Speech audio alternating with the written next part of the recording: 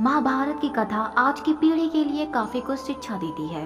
यह युद्ध मुख्य रूप से कौरवों और पांडवों के बीच लड़ा गया था, जो इतिहास के सबसे भीषण युद्धों में शामिल है।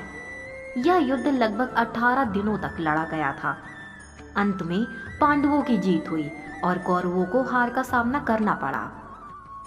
इस युद्ध में कई वीर योद्धाओं ने भाग लिया था।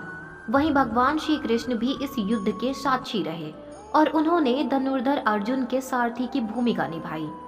युद्ध से पहले दुर्योधन और युधिष्ठिर के बीच कुछ नियम तय हुए थे, जिनके आधार पर युद्ध लड़ा गया था। ऐसे में चलिए जानते हैं कि महाभारत युद्ध के दौरान किन नियमों का ध्यान रखा गया था। जानने के लिए इस वीडियो में अंत तक जरूर बने रहें। युद्ध का पहला नियम। युद्ध में भाग ले रहे दोनों पक्षों के बीच तय आचार संहिता का पालन करना जरूरी था। दूसरा नियम। युद्ध केवल सूर्योदय से सूर्यास्त तक ही लड़ा जाता था। तीसरा नियम। एक वीर एक समय में केवल एक ही वीर युद्ध कर सकता था।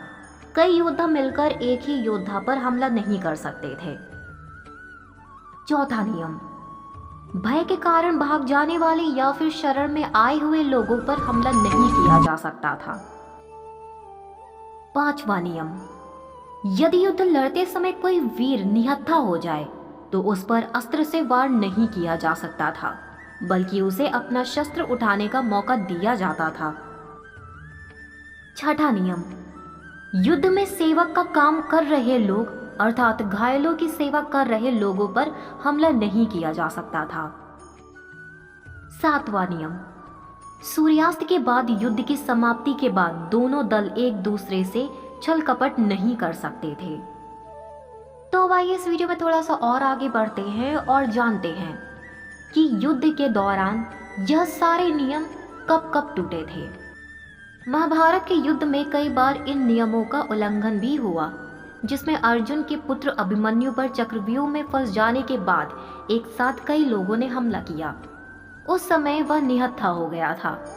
एक बार नियमों का उल्लंघन तब हुआ था जब कर्ण अपने रथ का पहिया फंस जाने के कारण उसे रथ से उतरकर निकालने का प्रयास करता है, लेकिन इसी दौरान अर्जुन निहत्थे कर्ण पर बाण चला देते हैं। महाभारत के युद्ध में युद्ध लड़ने के लिए नियम बनाए भी गए थे और उनका उल्लंघन भी कई बार हुआ था। तो अब यह वीडियो यही समाप्त होती है। उम्मीद है आप सभी को यह वीडियो पसंद आई होगी। वैसे अगर हमारी वीडियो से जुड़े आपके कुछ सवाल हैं तो वो आप हमें नीचे दिए गए कमेंट बॉक्स से बताएं।